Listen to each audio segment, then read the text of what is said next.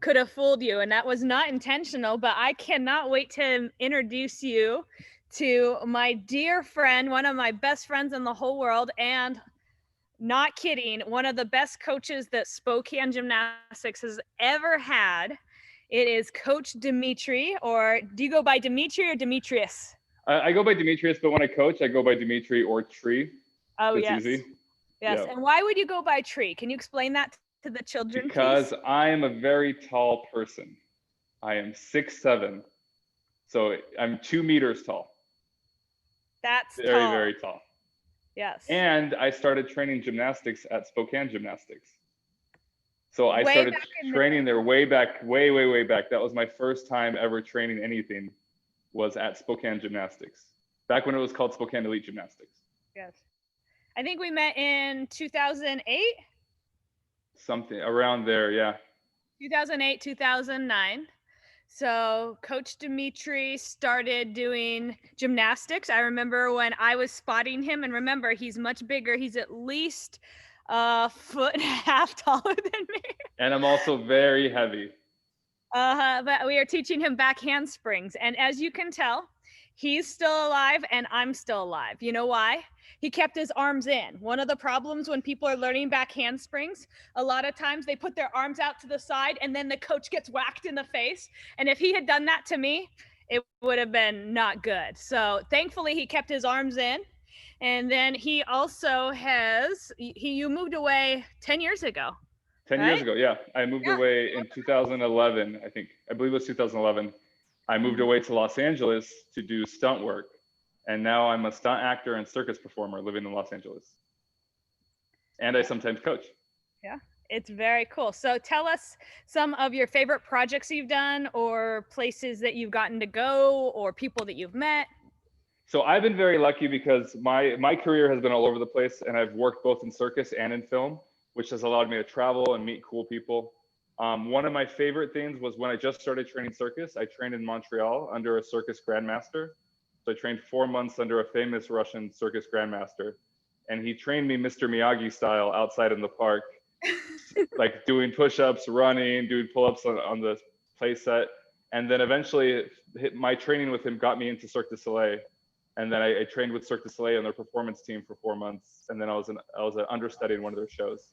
And then I also got to work in New York on Broadway in a show called Pippin, in the Broadway musical Pippin. So those are probably my 2 favorite live performance projects. I've also got to do a lot of creature acting, which is what I'm known for, where I play monsters and aliens in TV shows. Very cool. All right, we have a few that are joining us. Hi, Lemon. All right, so hello. I'm gonna put my bed up really quick. Good plan. So who knows what my favorite skill in all of gymnastics is? I'm most famous for it. Not famous like Coach Dmitry. What is it? Go, Lexi. Handstand. Handstands. Handstands. Yeah.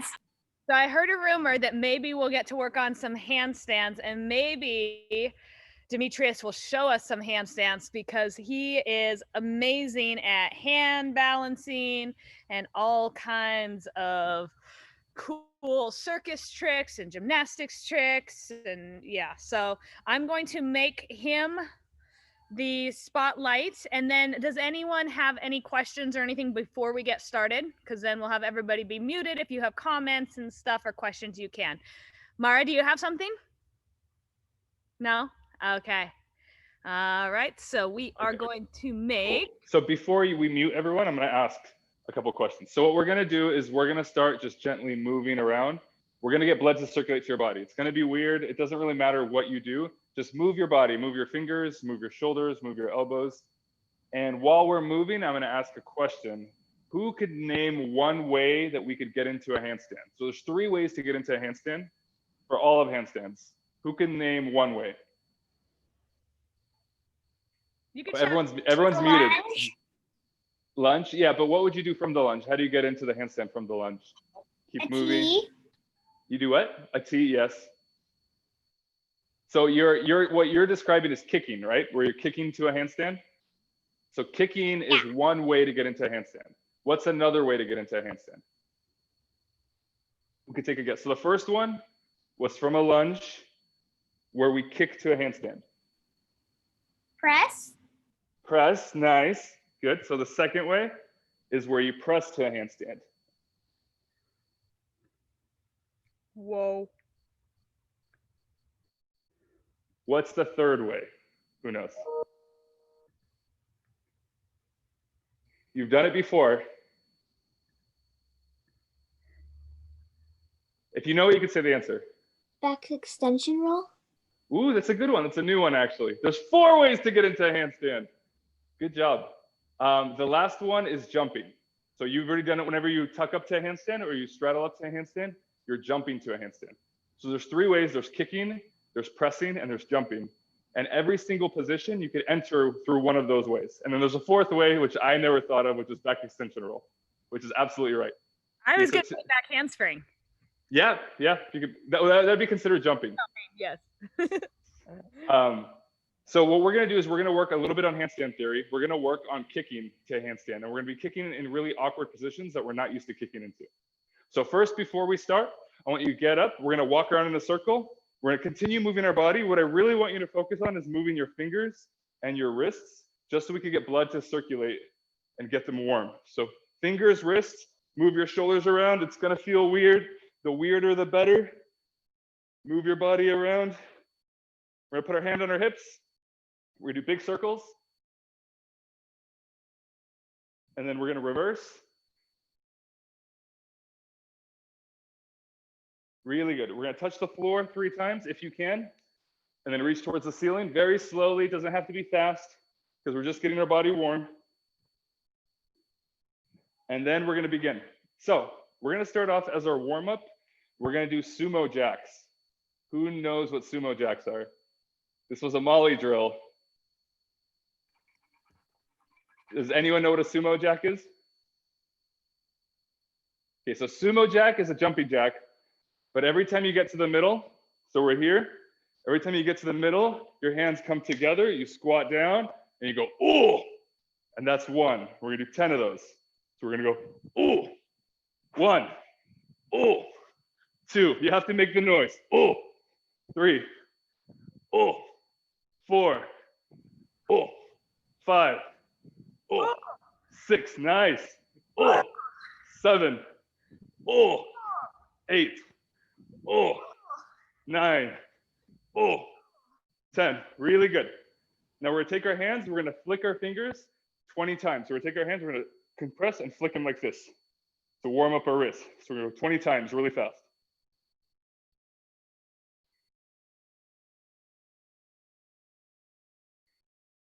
Really good. We're gonna sit in a pike. We're gonna interlock our fingers like this, so fingers together. Up, now as you pull your arms up, I want you to bring your stomach in here. So we're gonna pull to a hollow as we pull our arms up, and we're gonna do 10 little quick pulses while keeping our stomach in.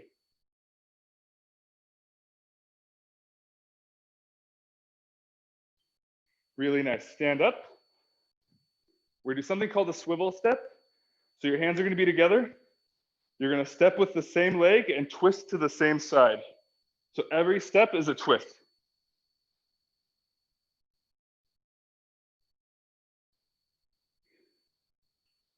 This warms up our back, so when we cartwheel out of our handstands, we don't get hurt.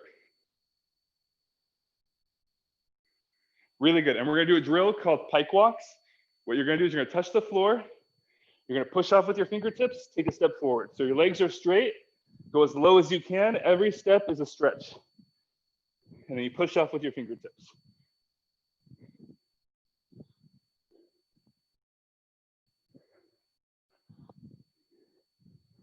Nice, really good.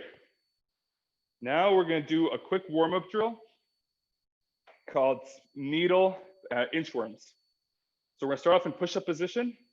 We're gonna bring our right knee to our chest, back to push-up position, our left knee to our chest, back to push-up position. We're gonna walk our feet together to our hands, squeeze in a pike, and then we're gonna do 1 needle kick on your right leg, 1 needle kick on your left leg, and then walk back to push-up position. It sounds complicated, but it's not as hard as it sounds. So we start off in push-up position here. We go right knee in, back, left knee in, back. We walk with our feet. Grab onto your feet, gently pull down, place your hands on the floor, right foot needle kick, left foot needle kick. Walk your feet back. And that's one. We're gonna do 4 of those. So right knee in, left knee in, walk, squeeze your feet, hands back on the floor, right needle kick, left needle kick, and walk back to push-up position. 2, right knee in, back, left knee in, walk to a pike, squeeze your feet together, hands on the floor, right leg needle, left leg needle. Walk back to push-up position. One last one. Knee in, knee out, knee in, knee out, walk. Grab your feet, bring your head to your knees, very gently. Hands back on the floor, right leg needle kick, left leg needle kick, walk back to push-up position. Really good. Now that our body's feeling warm, we're gonna do some dynamic stretching.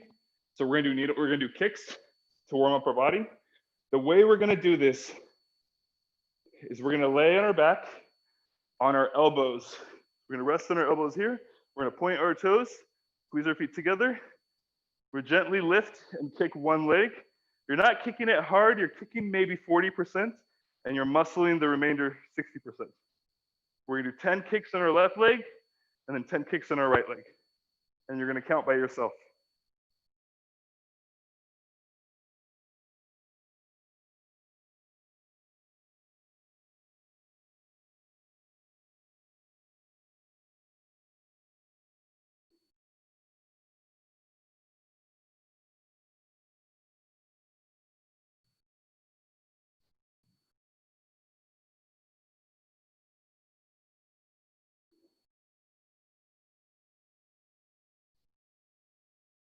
Once you finish your 10, we're gonna lay on our back.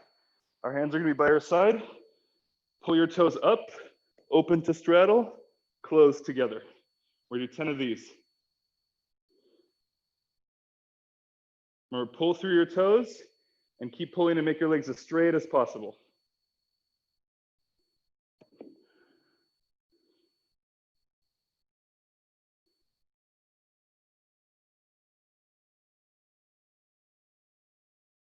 Really good. Now we're gonna do 5 candlestick stand-ups. So we're gonna have our hands by our ears or by your side. We're gonna roll up to candlestick, stand up without using your hands. We're gonna go 5 times. So you can, the first version is hands by your side. The second version is hands by your ears. We're gonna go 5 total. That's 3 for me.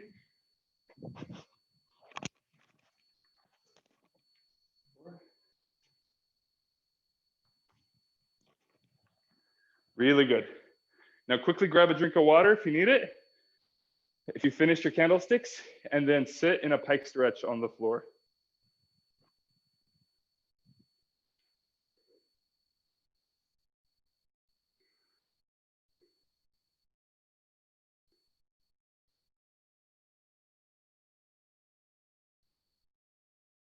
And I want you to just gently sway side to side. So we're gonna go over a little bit of stretching technique. This is something that I've been studying for the last 10 years. They've been studying flexibility, and they realize that most people misunderstand flexibility because they think it's just warming up your muscles and lengthening your muscles. But what's actually happening is when you're not flexible, it's because your muscles are already engaged, which means that when you're in the splits and you feel your muscles and they hurt and they feel tight and you poke them, well, they're tight because that muscle is flexing. And what we're gonna do is we're gonna learn how to relax into stretches so that we don't hurt ourselves, but also we could get flexible faster. So we're gonna start off in a pike. Now, I want you just to relax. We're gonna make our body lazy. So our toes are gonna be pointed, our legs are gonna be engaged, but I'm not pushing myself down or pulling forward. I just wanna be as relaxed as possible and very, very gently, like you're on a boat, sway side to